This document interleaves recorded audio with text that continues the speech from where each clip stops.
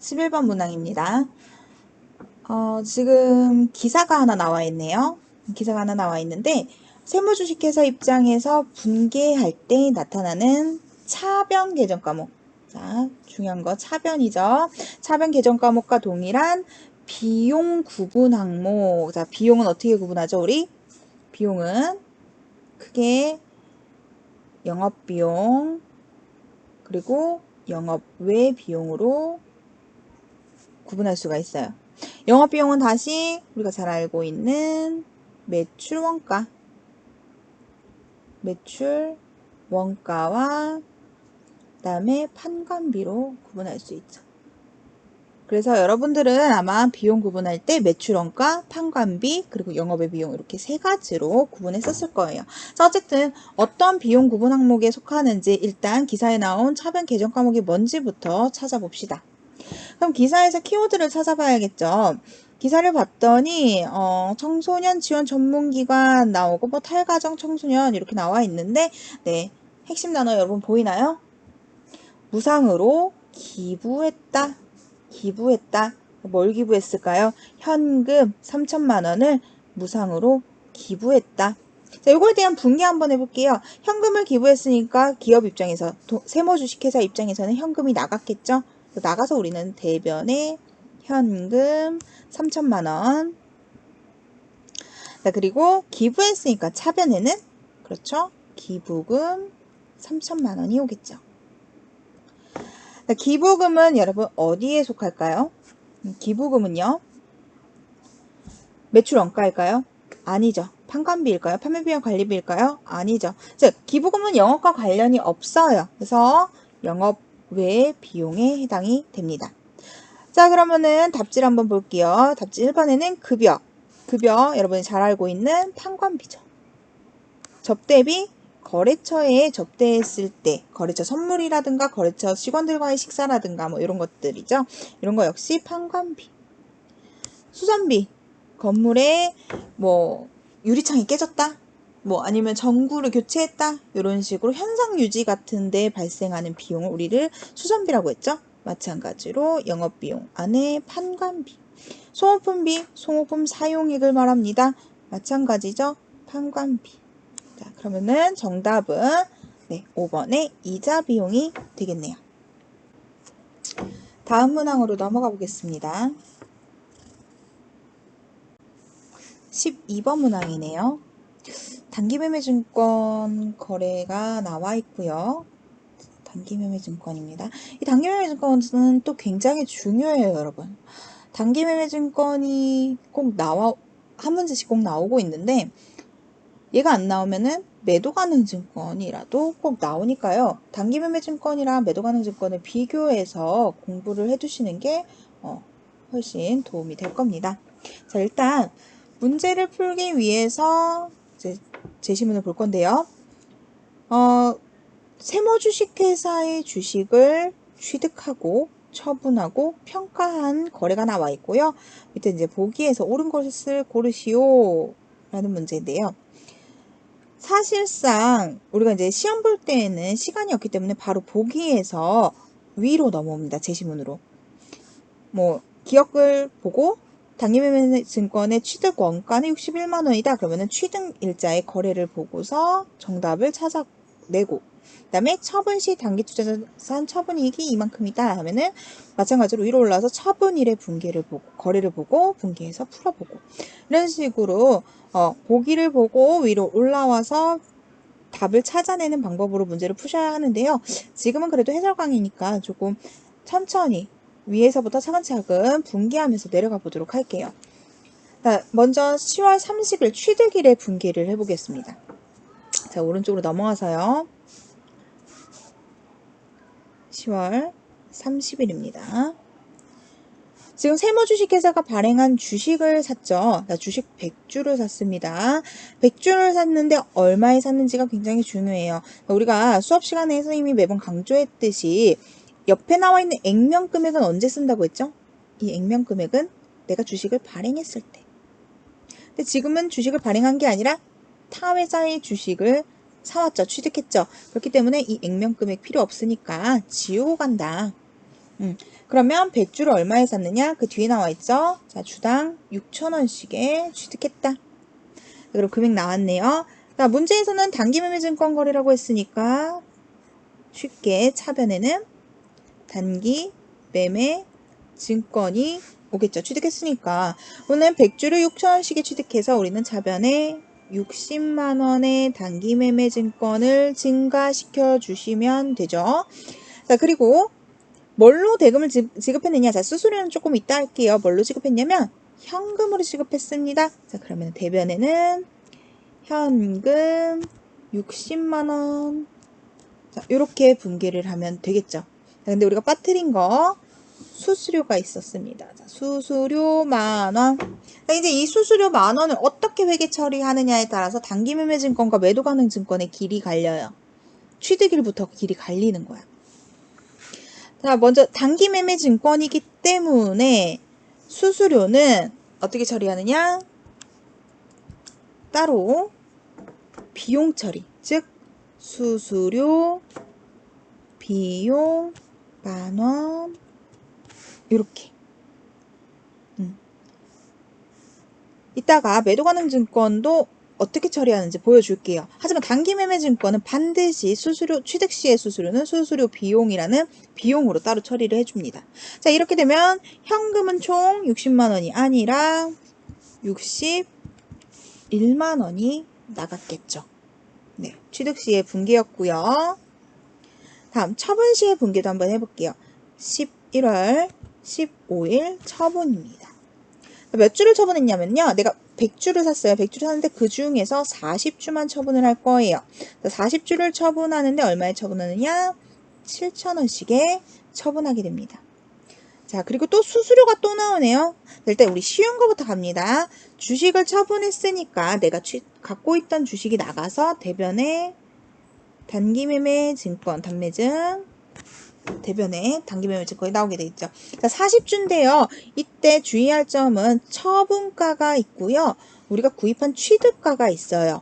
그러면은 처분했을 때 장부의 금액으로 기록을 해줘야 되니까 처분 금액이 아닌 6,000원씩 40주에서 24만원을 적어주셔야 됩니다.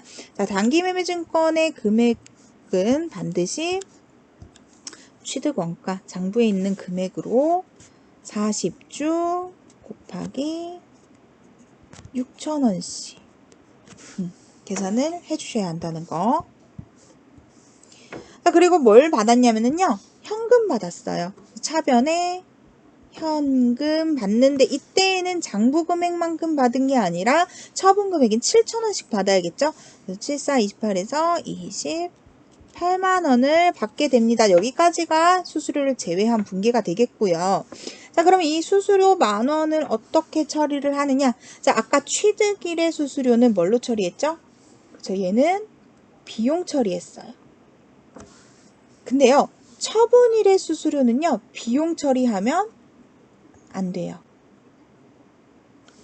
우리 이 수수료가 없을 때 분기를 먼저 이제 마무리를 지어 봅시다. 수수료가 없을 때. 단기매매증권 24만원, 장부금액 24만원짜리를 28만원 받고서 처분을 했어요.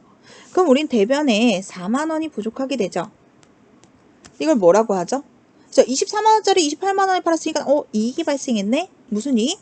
단기매매증권 처분 이익. 단기매매증권 처분 이익이 대변 4만원 발생하게 됩니다. 이게 수수료 비용 없을 때의 분기예요. 그럼 만약에 수수료 비용이 발생했다면, 처분 시에 발생했다면 어떻게 하느냐? 자, 굉장히 간단합니다. 일단 현금 받은 거를 먼저 바꿔줘요. 자, 수수료 차감한 금액을 현금으로 수령했다고 했으니까 현금 28만원 받은 게 아니라 난 27만원 받았어요. 27만원을 받은 거고요. 그 다음에 뭘 건드릴 수가 있겠어요? 그쵸? 추가되는 건 없어요. 우리가 벌어들인 이익, 4만원 이익을 3만원으로 고쳐주시면 돼요. 네, 여러분 무슨 말인지 이해가 가나요? 취득했을 때는 단기매매증권을 취득했을 때에는 수수료 비용으로 처리를 했습니다. 그죠? 수수료 비용으로 처리를 했지만 처분했을 때의 수수료는 수수료 비용이 따로 나오지 않고 단기매매증권 처분 이익이라든가 또는 처분 손실이 있을 경우가 있겠죠. 처분 이익이 있다면 처분 이익에서는 빼주고, 만약에 처분 손실이 있다면 차변에 있겠죠.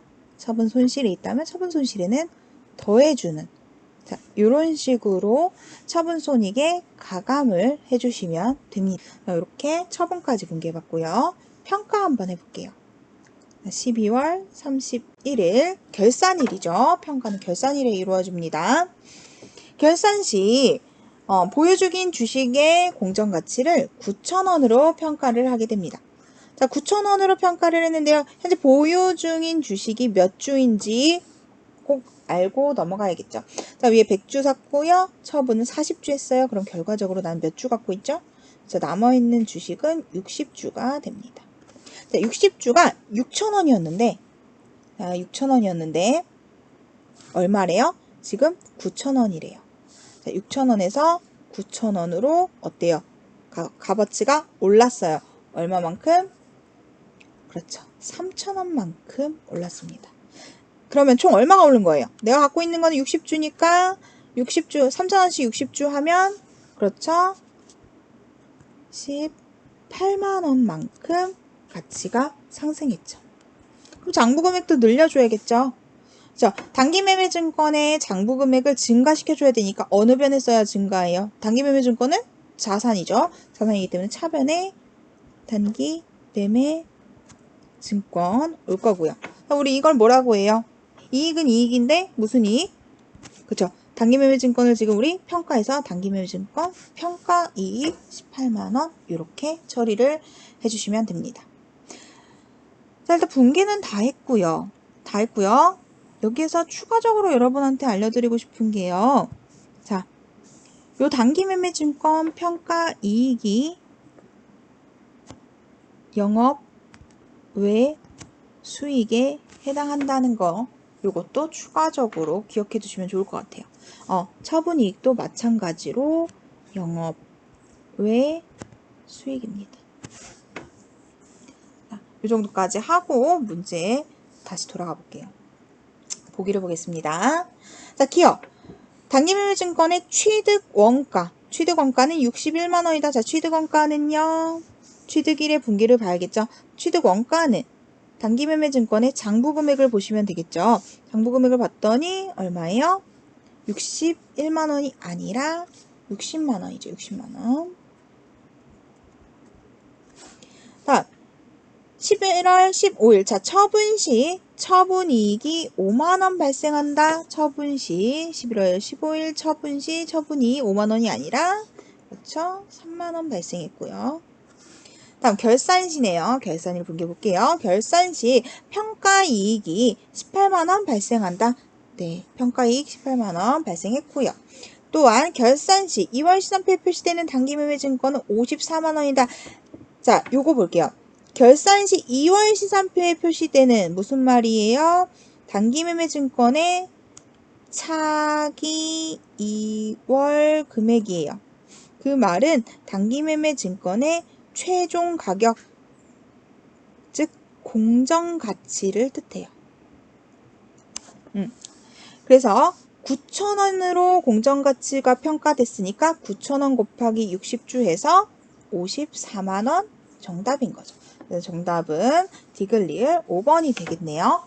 자, 요거 리을 부분은요. 분기한 걸 다시 한번 살펴봐도 돼요. 분기한 걸 다시 살펴보면은요. 자, 우리 10월 30날 단기매매증권 60만원 취득했죠? 그리고 10월 15일날 단기매매증권 24만원 처분했습니다. 그리고 다시 12월 31일날 평가하면서 단기매매증권이 18만원 증가했어요.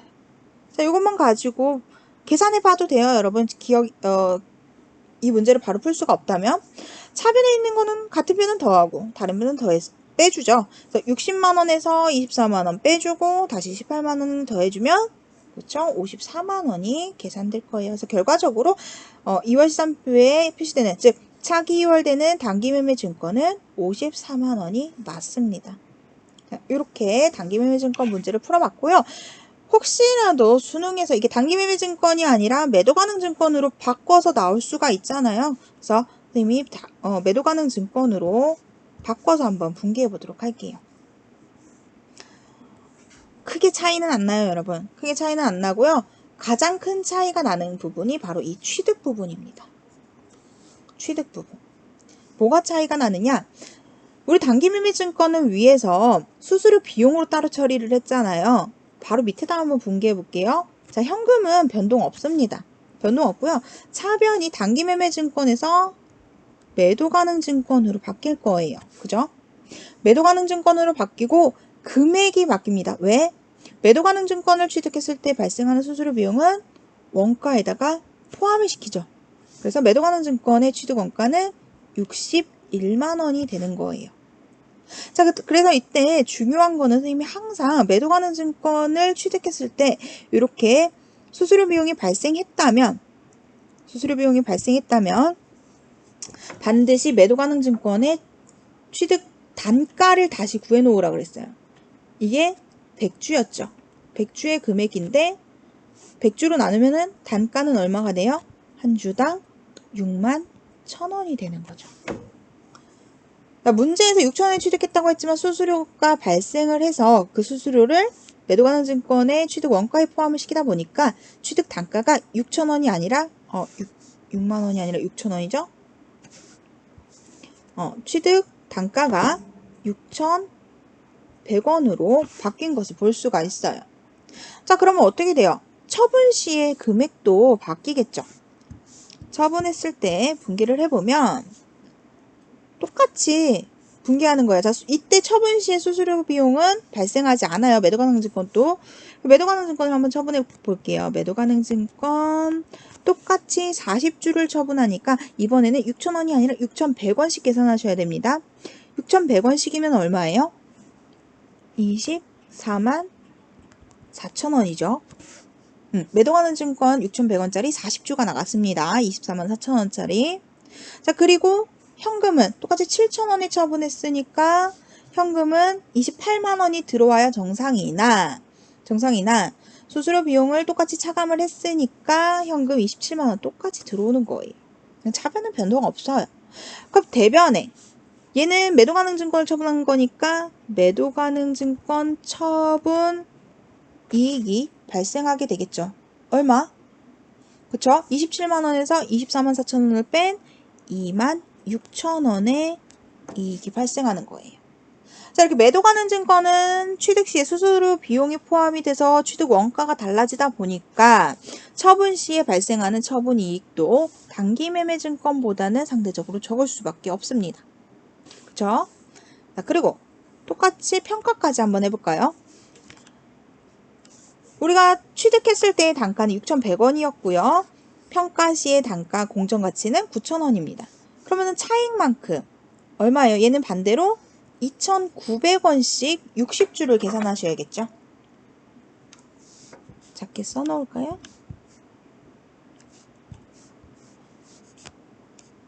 (60주) 곱하기 2,900원. 왜냐면 취득원가는 6,100원이었고 공정가치는 9,000원이니까. 그쵸? 그래서 2,900원 곱하기 60주를 하면은요.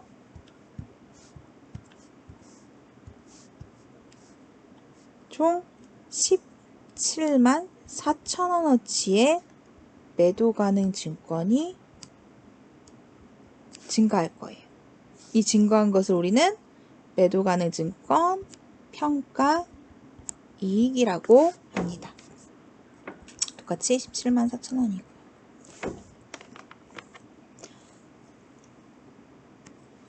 자, 이때 아까는 단기매매증권 평가이익이 영업의 수익이라고 했죠.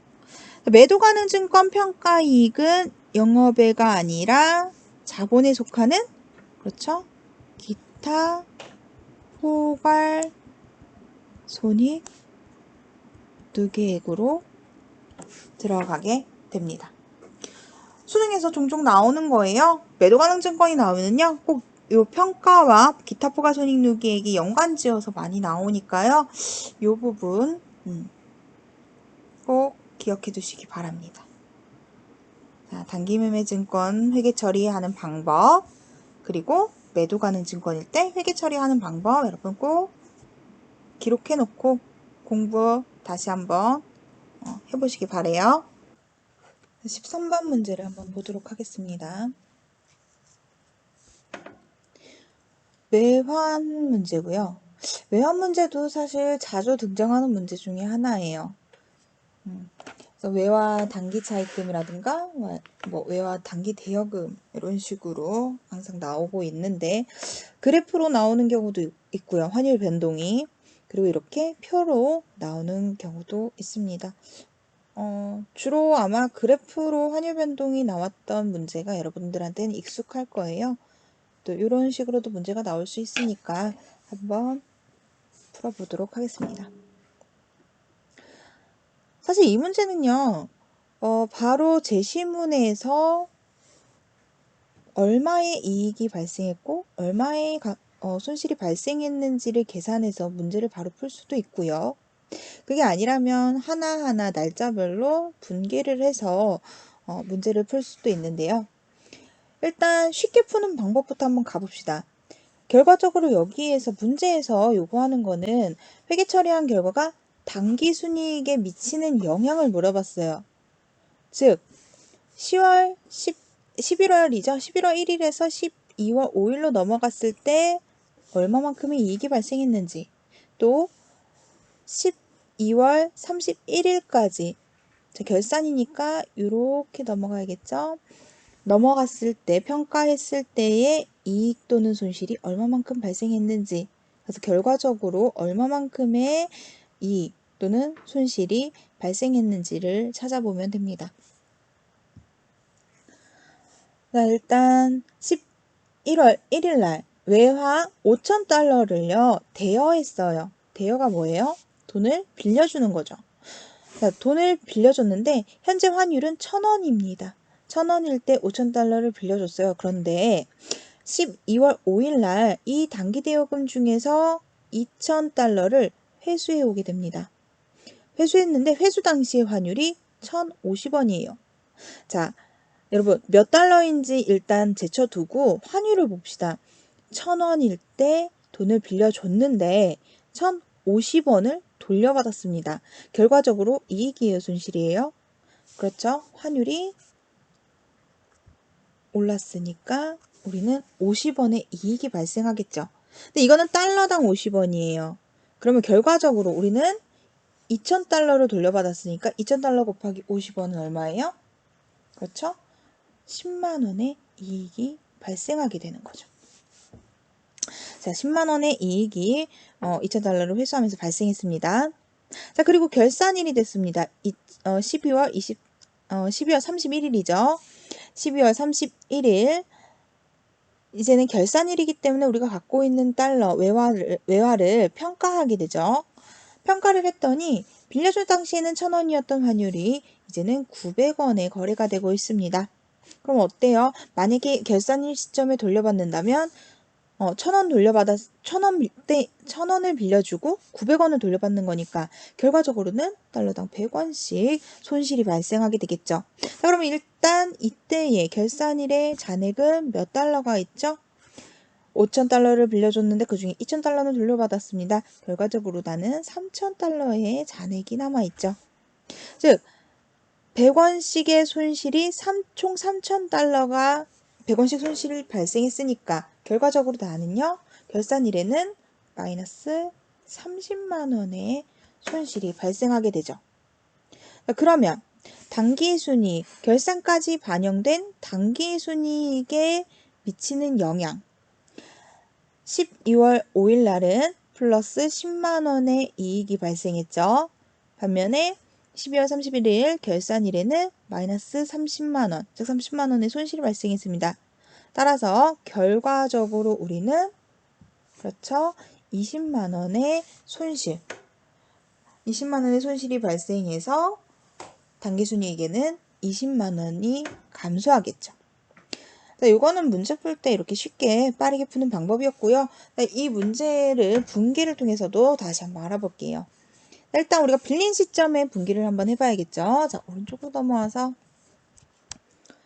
11월 1일입니다. 11월 1일 날 $5,000를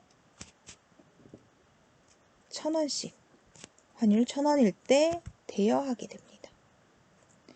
돈을 빌려줬으니까 분기를 해보면 현금을 빌려줬다고 가정하죠. 자, 현금을 빌려줬으니까 현금이 내 입장에선 나가겠죠. 대변에 현금 1,000원일 때 5,000달러이니까 500만 원을 대여해주게 됩니다. 자, 그리고 우리는 문제에서 외화를 대여해줬고 3개월간 대여해줬다 그랬으니까 단기 대여금.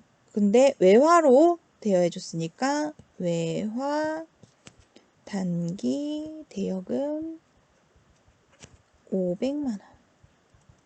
이렇게 분기할 수가 있겠죠. 자, 그리고 12월 5일날 그중 2,000달러를 회수하게 되죠. 자, 이때의 환율은 1,050원입니다. 자, 일단 2,000달러를 회수하게 되지만 이 외화 단기 대여금을 회수할 때 빌려줬을 때에는 1,000원씩 빌려줬으니까 1,000원일 때 빌려줬으니까 내 장부상의 외화 단기 대여금은 대여금이죠. 단기 대여금은 1,000원씩 2,000달러 총 200만 원의 외화 단기 대여금이 감소하게 되겠죠. 그리고 실제로 들어오는 현금은 그렇죠? 총 1,050원씩 2,000달러 210만 원이 나에게 들어오게 됩니다. 자, 그러면 10만 원만큼 대변이 부족하죠? 나 200만 원을 돌려받는데 210만 원을 받았어요. 200만 원어치의 대여금을 돌려받았는데 회수했는데 현금은 210만 원이 들어왔어요. 그럼 나는 10만 원만큼 뭐가 발생해요? 그렇죠. 이익이 발생하죠. 자, 이렇게 외화를 빌려줬는데 회수할 때 발생한 이익 또는 외화를 내가 빌렸다가 상환할 때 발생한 이익 이런 걸 바로 그렇죠. 외환차익이라고 하죠. 외환차익 10만 원이 발생했습니다. 자, 그리고 결산입니다. 결산일 12월 31일 날 외화 단기 대여금의 잔액인 3,000달러를 평가하게 되죠. 자, 이때의 환율은 900원입니다. 자, 그러면은 내가 빌려줬을 당시의 환율은 1,000원이었는데 마지막 결산일의 환율은 900원으로 거래되고 있으니까 나는 100원씩의 손실이 발생하게 됩니다. 그래서 장부 금액도 900원으로 맞춰줘야겠죠. 그래서 100원씩 3,000달러인 30만 원만큼 외화 단기 대여금을 장부 금액을 줄여주시고요. 자, 이렇게 발생한 손실, 평가 시에 발생한 손실을 우리는 외화 환산 손실이라고 말하죠. 자, 그러면은 이렇게 분기해서도 풀 수가 있겠죠. 자, 12월 5일 날 외환차익이라는 이익이 10만 원 발생했고 그 다음에 12월 31일 날 결산일에 외화 환산 손실이라는 손실이 30만 원 발생했습니다. 결과적으로 당기순이익에는 20만 원만큼 감소하는 영향을 미치게 되겠죠. 여기에서 여러분들이 주의할 점이 있습니다. 자, 여러분들이 꼭 알고 넘어가셔야 할 거. 기중에 이렇게 환산할 때에 환산이 아니죠. 기중에 이렇게 상환할 때에 발생하는 이익이나 손실을 우리는 외환차익 또는 외환차손이라고 하죠. 상환할 때 발생하는 거. 그리고 결산일에 외화를 평가할 때 발생하는 것을 우리는 외화 환산 손실 또는 외화 환산 이익이라고 부르게 됩니다. 자, 얘네는 평가 결산일에 나타나는 계정 과목이죠.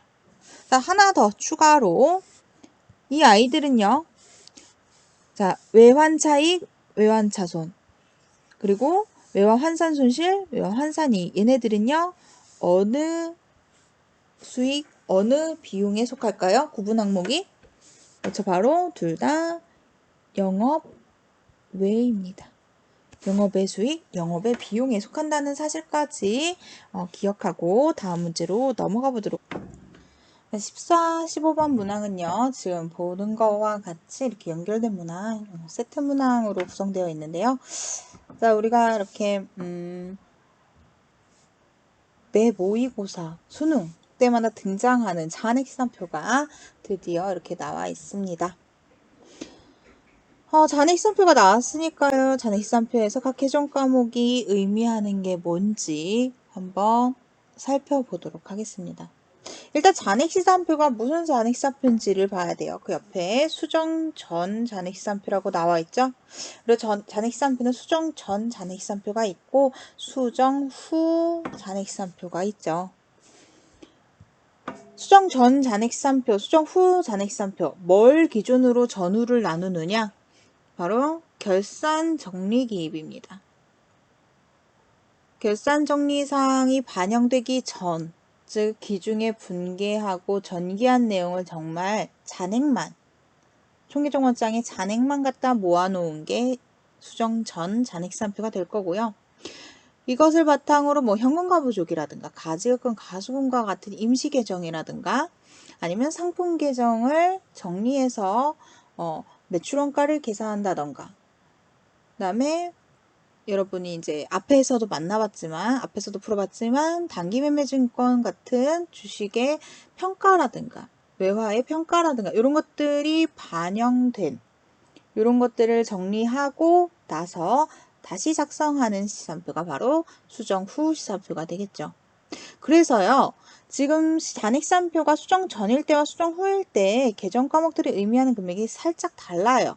물론 같은 것들도 많고요. 그래서 지금 여기 나와 있는 계정 과목을 기준으로 수정 전이 의미하는 것, 수정 후가 의미하는 것을 각각 알려드리도록 하겠습니다. 자, 지금 초록색 펜으로 이미 수정 전에 동그라미 쳤죠. 초록색 펜으로 쓰는 거는 수정 전 시산표에서 의미하는 거고요. 이따 이제 주황색 펜으로 쓸 건데 이 주황색 펜은 수정 후 시산표에서 의미하는 것을 한번 써보도록 할게요. 제일 먼저 2월 상품이 나와 있죠. 2월 상품은요. 아직 결산 정리가 되지 않았기 때문에 아직 상품 계정을 정리하지 않았기 때문에 수정 전이 의미하는 것은 바로 기초 상품 재고액이 될 거예요.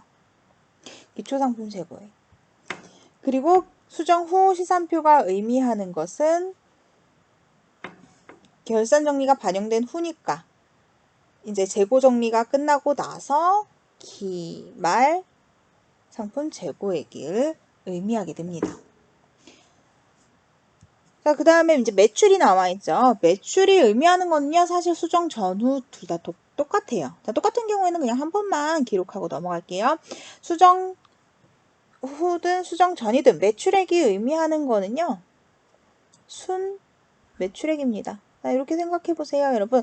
매출 계정에는 뭐가 들어가 있죠? 그렇죠. 기중에 발생한 총 매출액과 매출한 상품이 뭐 하자가 있어서 반품되어 온 환입액 또는 애누리, 할인 이런 금액들만 기록되어 있죠.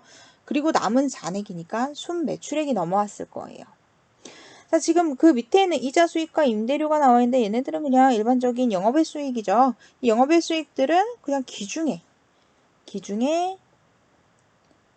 실제로 받은 수익인 거예요.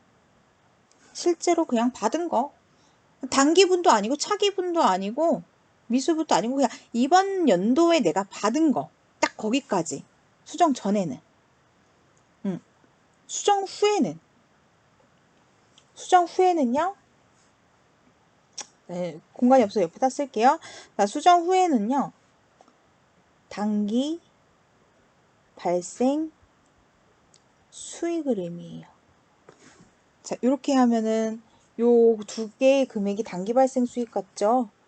이 부분은 지우고 수정 후에는 요 두 개는 단기 발생 수익, 단기분. 단기분을 의미합니다. 이번 연도 수익.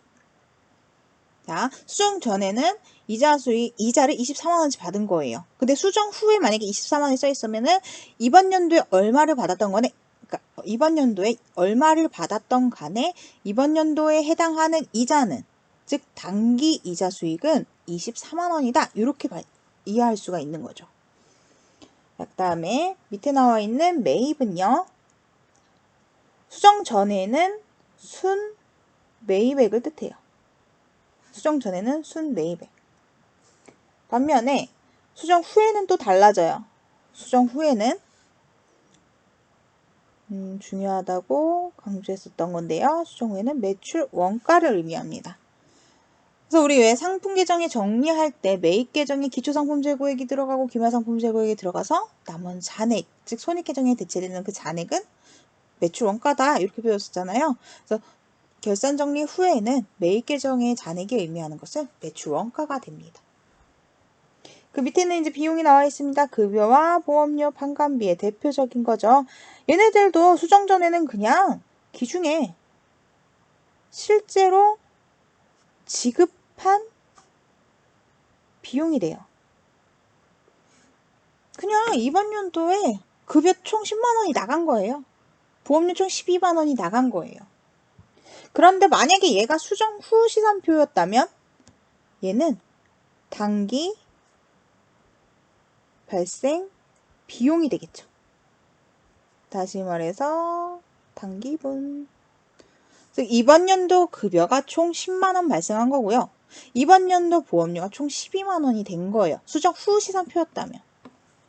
자, 이렇게 각 계정 과목이 의미하는 거 수정 전후로 한번 알아봤고요. 다음 손익계산서로 넘어가서 지금 손익계산서가 이렇게 물결 표시되어 있다는 건 생략되었다는 거죠. 그래서 매출 총이익이 먼저 나와 있네요. 일단 X자로 채워져 있는 부분을 메꾸고 시작을 해볼게요. 매출 총이익이 나와 있고요. 그 밑에는 뭐가 나올까요? 여러분 이 손익계산서 이렇게 기록되는 순서 아시나요? 손익계산서가 기록되는 순서는 맨 처음 순 매출액부터 마지막 단기 순이익까지 계산하는 순서가 되겠죠. 근데 어쨌든 간에 그 중간 과정은 위아래는 생략하고 중간 과정만 나타나 있는데 매출 총이익이 나와 있고 매출 총이익 밑에는 뭐가 되겠어요? 잘 모르겠으면 이 안에 계정 과목 나와 있는 걸 보면 돼요. 급여와 보험료 뭐라 그랬죠 아까? 그렇죠. 얘네들은 판매비와 관리비 즉 판관비에 해당이 될 거고요. 판관비 얼마 이렇게 나올 거고요. 그 다음에 그 밑에 이자 수익과 임대료는 뭐예요? 저 영업 외 수익이 될 거예요. 금액은 채울 수가 없겠네요. 생략분이 많아서. 자, 이것을 바탕으로 한번 문제를 풀어볼게요. 14번. 뭘 구하라고 했냐면요. 5기의 기말상품 재고액, 단기 기말상품 재고액을 구하라고 나와 있습니다. 그러면 여러분 기말상품 재고액을 구하려면 그냥 잔액 시산표가 수정 후 잔액 시산표고 2월 상품이 나와 있다면 그냥 바로 가져다 쓰면 되는데 얘도 나름 수능이잖아요. 그렇죠? 그래서 여러분들이 어떠한 공식을 기억해내야 돼요. 기말상품 재고액이 필요한 공식이 뭐였죠? 바로 떠오르셔야 하는데 기초상품 재고액 플러스 단기 순매입액 마이너스 기말 상품 재고액 이 공식을 활용한 게 바로 그렇죠. 매출 원가를 구하는 공식이죠. 그럼 이 공식에다가 숫자를 한번 대입해 볼게요. 그래야 기말 상품 재고액을 구할 수가 있으니까요. 기초 상품 재고액은 아까 잔액 시산표에 나와 있었습니다. 2월 상품이 의미하는 게 바로 2월 상품이 의미하는 게 기초 상품 재고액이라고 했죠. 기초 상품 재고액 6만 원. 플러스 단기 순매입. 순매입은 밑에 봤더니 매입 계정이 의미하는 거라고 했어요. 수정 전 시산표이기 때문에 그래요. 50만원 마이너스 자 우리가 구하고자 하는 기말 상품 재고액을 했더니 매출 원가가 얼마 나왔죠?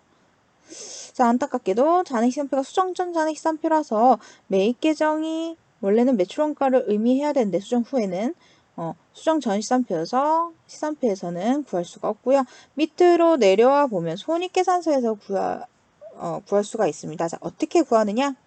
지금 매출총이익이 나와 있어요. 매출총이익 45만 원은 어떻게 구한 거예요? 자, 매출총이익 45만 원은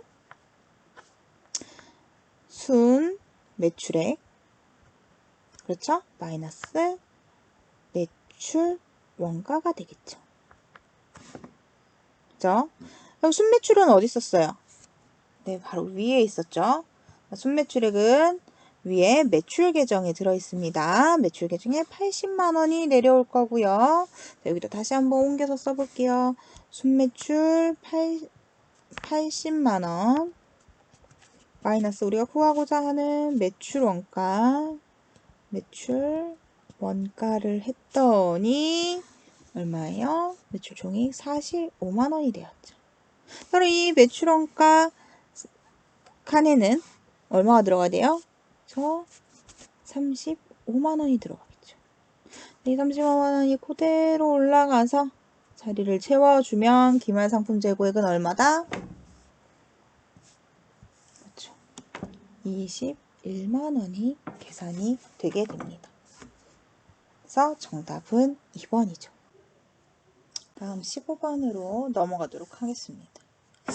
15번 문제는 보기가 나와 있고요. 알 수 있는 내용을 보기에서 고른 것은 했습니다. 조금 문제를 확대해서 보도록 할게요. 제시문을 봐야 되니까요. 일단 임대료 미수분, 임대료 미수분을 묻는 문제. 급여 미지급금, 보험료 미경과분, 이자 수익 선수분 이렇게 묻고 있는데요. 지금 수익과 비용, 임대료, 급여, 보험료, 이자 수익에 대해서 질문하고 있습니다. 그럼 다시 잠깐만 지금 축소하니까 너무 안 보여서요. 위로 올라가서 한 번만 더 보고 올게요. 우리 잔액시산표에서 나타내고 있는 지금 수정 전 잔액시산표에서 나타나고 있는 이자 수익, 임대료는 기중에 실제로 받은 수익이라고 했어요. 또한 급여와 보험료는 기중에 실제로 지급한 비용이라고 했죠.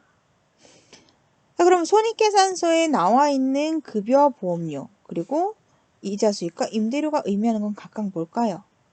손익계산서에 나와 있는 각 수익과 비용은요, 단기분을 의미해요.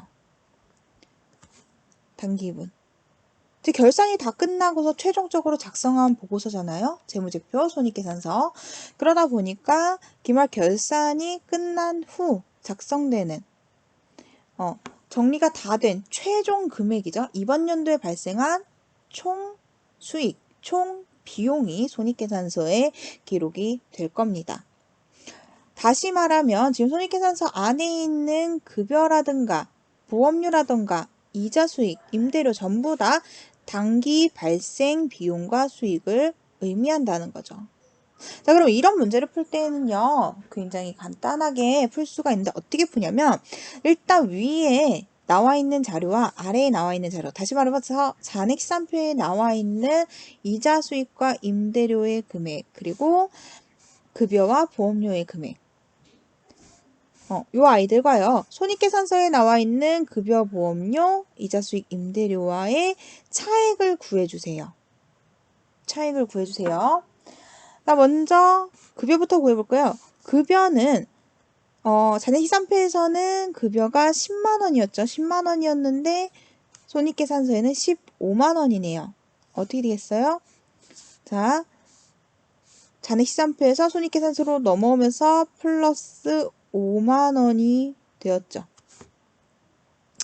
어떻게 해석할 수가 있냐면요. 자, 위에 있는 급여 10만 원은 기중에 실제로 지급한 거라고 했어요.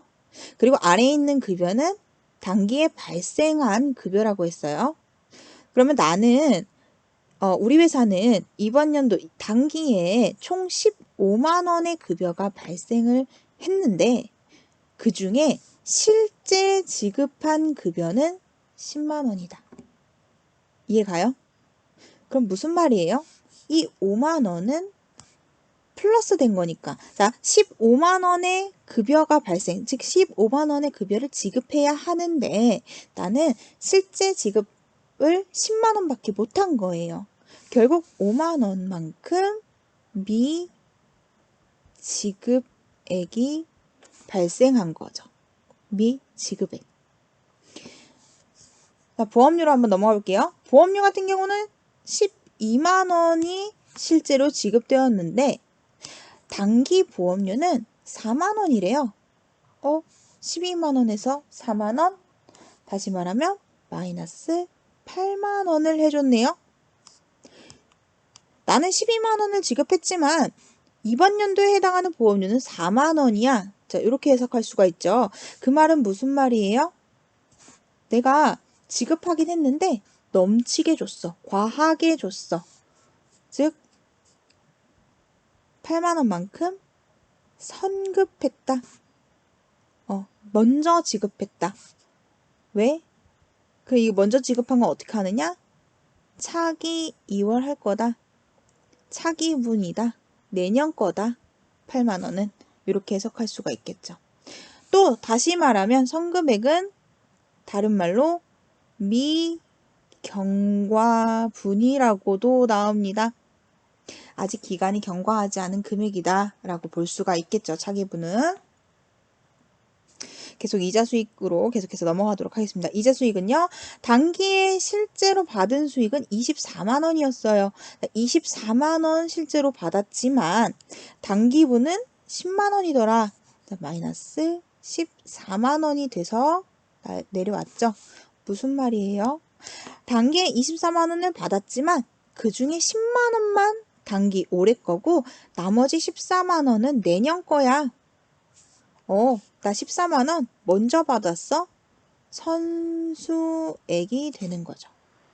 마찬가지로 얘도 차기 2월 될 거예요. 차기분이 되겠죠. 역시 미경과분이 될 거고요. 자, 임대료로 넘어가서 임대료도 8만 원 받았습니다. 자, 단기에 실제로 받은 건 8만 원이에요. 하지만 단기분은요 17만 원이래요. 8만 원에서 17만 원 플러스 9만 원이 됐네요. 자, 이번 연도에 8만 원 받았지만 이번 연도 임대료는 17만 원이야. 나 9만 원 덜 받았어. 아직 못 받았어. 그렇죠? 임대료 미수액. 이렇게 해석을 할 수가 있습니다. 자, 요것을 바탕으로 밑으로 쭉 다시 보기를 보러 내려가 볼게요. 자, 여기 써놓은 내용 이 부분을 바탕으로 문제를 한번 풀어보도록 하겠습니다. 임대료 미수분이 9만 원이다. 9만 원이 맞나요?